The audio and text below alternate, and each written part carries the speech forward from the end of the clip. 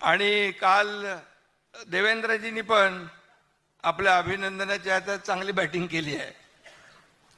खरं म्हणजे या सर्व पार्श्वभूमीवर हे आपल्याला माहीत आहे, पण मी आपल्याला सांगू इच्छितो, मैं अकेला ही चला था जानिब ए मंजिल, मैं अकेला ही चला था जानिब ए मंजिल, मगर लोग साथ आते गए और कारवा बनता गया.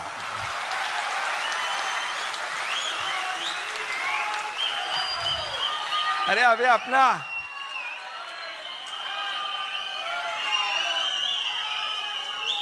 कारवा बहुत बढ़ गया है अपना बड़ा. आणि म्हणून 2 वर्षापूर्वी महाराष्ट्राने एक मोठा उठाव पाहिला. नागरिकांच्या आणि मतदारांच्या विश्वासघाताविरोधातला तो उठाव होता. आणि बरोबर 2 वर्ष झाली त्याला. मी मगाशी म्हटलं त्याप्रमाणे आम्ही एक धाडसी निर्णय घेतला. जे लोकांच्या मनातलं सरकार पाहिजे होतं, महायुतीचं पाहिजे होतं, वैचारिक भूमिकेतलं पाहिजे होतं, बाळासाहेबांच्या विचारांचं पाहिजे होतं, ते सरकार स्थापन केलं. 50 लोक सोबत होते, 13 खासदार नंतर आले. त्यानंतर हजारो लाखो पदाधिकारी आणि शिवसैनिक सोबत आले. मी या ठिकाणी सांगू इच्छितो, उपमुख्यमंत्री देवेंद्रजी यांची देखील मला भक्कम साथ लाभली, सहकार्य लाभलं. भाजपच्या नेत्यांनी, पदाधिकाऱ्यांनी, कार्यकर्त्यांनी देखील भरपूर प्रेम दिलं. बाळासाहेबांचे विचार आणि दिघे साहेबांचे विचार सोबत होतेच. आणि मी आधी म्हणालो होतो की त्यावेळेस आदरणीय देशाचे प्रधानमंत्री मोदीजी आणि गृहमंत्री अमित शाह साहेब हे चट्टान की तरह पाठीशी उभे राहिले खंबीरपणे.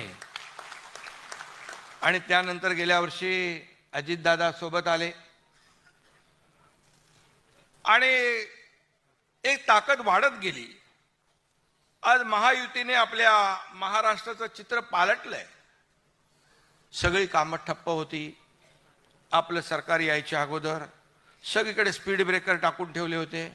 याला स्टे, त्याला स्टे, कारशेड बंद, मेट्रो बंद, रस्ता बंद, समृद्धी बंद, कोस्टल बंद, अटल सेतू बंद.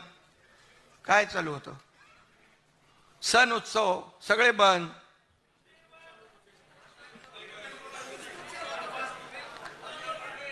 एकच चालू होतं, फेसबुक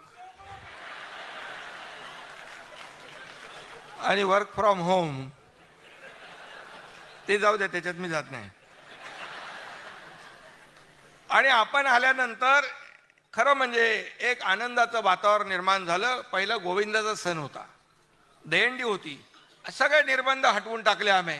सगळे मुलं तरुण रस्त्यावर आले आणि आपला सण जोरदारपणे साजरा झाला.